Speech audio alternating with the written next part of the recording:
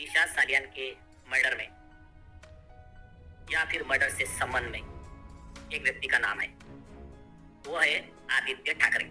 शांति राजपूत वाले मामले में जहां पर एक बड़ा सच सामने निकल के आ रहा है, वहीं पे बात करें तो बॉलीवुड की मुसीबत फिर से बढ़ चुकी है और इस बार कई सारे लोग फंसते हुए नजर आ रहे हैं। क्या है पूरा मामला बताएंगे आपको डिटेल में, पर सबसे पहले आपसे अपील करेंगे अगर आप इस चैनल पर नए हो तो वीडियो को लाइक करना, वीडियो को शेयर करना, चैनल को सब्सक्राइब करना बिल्कुल मत भूलना। यहाँ पर अगर हम बात करें तो सुशांत सिंह राजपूत वाला मामला जो हुआ था 3-3.5 साल पहले, इस मामले में शुरुआत में तो कई सारे सबूत निकल के आए। बाद में इस पूरे मामले में जब एजेंसी एंटर होती है, सीबीआई, ईडी, एनसीबी जैसी, तो मामला बहुत तेजी से आगे बढ़ता है और धीरे धीरे ये मामला फिर शांत होता हुआ नजर आता है। अचानक से कहा जा रहा है कि कुछ दिन पहले जनता की अदालत के अंदर जब जज साहब बैठते हैं और फिर कई बड़ी बातें वहां होती हैं, तो फिर समझ आता है कि इस मामले में गड़बड़ है, वो भी बहुत बड़ी वाली। और इसी के साथ अगर हम देखें तो जब इस पूरे मामले के बारे में जज साहब जो बैठे थे, उन्होंने बातें सुनी, सबूत देखे, तो उनको समझ आया इस मामले में जो सुशांत के फैंस हैं या फिर जो पत्रकार हैं कई बड़े, और या बात करें बड़े पॉलिटिशियन हैं, उन्होंने जो बातें बोली, जो बातें दिखाई, जो बातें शो करी सोशल मीडिया के माध्यम से या फिर न्यूज़ मीडिया के माध्यम से, उन बातों को देखने के बाद वो भी समझ गए कि इस मामले में गड़बड़ तो बड़ी है। और इस मामले में गड़बड़ जो दिखाई दे रही है, उन सारी चीज़ों को छुपाने के लिए या बचाने के लिए ही कई बार लोगों ने पर्दा डाला, पर वो डाल नहीं पाए पर्दा, और इसीलिए उन्होंने एक बड़ा बयान दिया इस पूरे मामले में। दिशा की जिस दिन मौत हो गई तो सबको पता है कि पुलिस पहले क्या करते हैं कि जो भी चीजें हैं उसका पंचनामा होता है, जो भी उनके रिगार्डिंग जितनी भी चीजें हैं वो सील की जाती है। उनका फोन सील ही नहीं हुआ, कितने दिनों तक उनके फोन से कॉल्स, इंटरनेट कॉलिंग हो रही थी। ये भी मैं नहीं कर रही हूँ, ये भी एक इंटरव्यू में दिखाया गया, न्यूज एक्स के वीडियो में है, हम सब लोग देखेंगे कि उसमें उनका कॉलिंग हो रहा है। तो ये कॉल्स कर कौन रहे, ना इसका भी इन्वेस्टिगेशन, ना इंक्वायरी, ना कुछ आज तक हुआ है। This morning, details of Disha Salian's call records. Now, Urvashi, because I opened my case joining us in the telecast.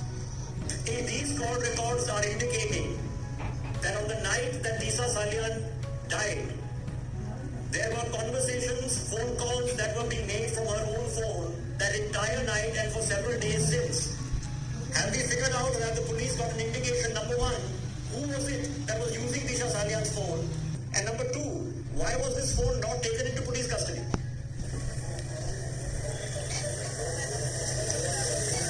That is a question that now now people are asking, because if someone was using even after Disha Salian's phone, why it was not taken into the custody, one, and second, even after she was not there, so in her absence, who was using the phone is what people are trying to figure out. Meanwhile, while yes, Disha Salian's case with so many connections that people are trying to attribute it to, that particular connection will also be probed is what we understand, but then that will be later on. Sir, मैं इतना ही कहना चाहूंगी कि ये जो आज पूरे इसमें ट्रायल में हम लोगों ने जितने भी एविडेंसेस दिखाए दिशा सालियान के रिगार्डिंग, वो सारे प्राइमा फेसी एविडेंसेस है। इतने में वो कातिल को ढूंढना बहुत इजी है हमारे देश के लिए, लेकिन नहीं हुआ।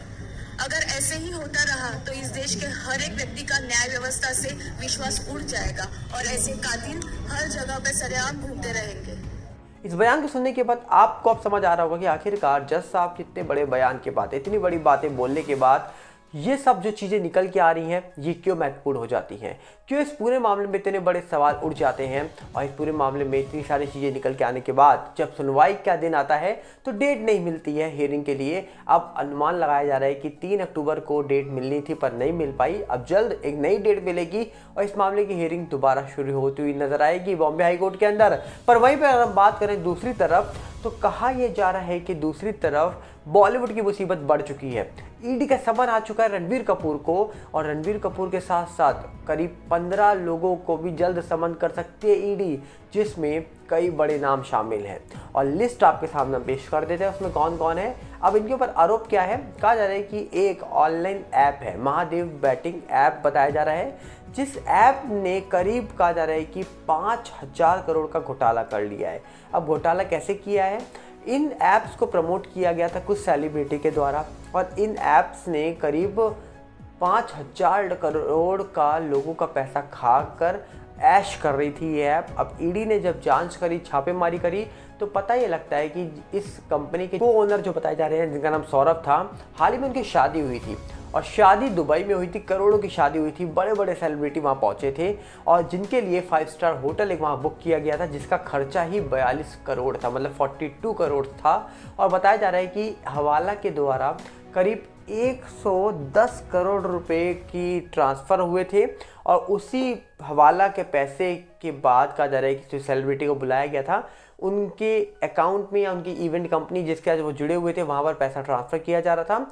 और जब इस लिंक्स के बारे में ईडी को पता लगा तो ईडी ने छापेमारी करी और ईडी ने कई करोड़ रुपए कहा जा रहा है कि इनके जब्त कर लिए हैं और जिसके बाद अभी जांच हो रही है। और आपको बता दिया जाए, इस पूरे मामले में ईडी के रडार में बॉलीवुड के या फिर फिल्म इंडस्ट्री के अलावा स्पोर्ट्स के भी कई खिलाड़ियों का नाम है। जी हाँ, जिसमें बड़े नाम शामिल हैं और अब उनके नाम जल्द सामने निकल के आएंगे तो सवाल उठेगा कि आखिरकार क्या स्पोर्ट्स के अंदर जो ये बैटिंग ऐप्स को प्रमोट किया जाता है ये क्या कर रहे हैं और क्या ये हवाला के द्वारा पैसे ट्रांसफ़र या लेन देन चीज़ें कर रहे हैं।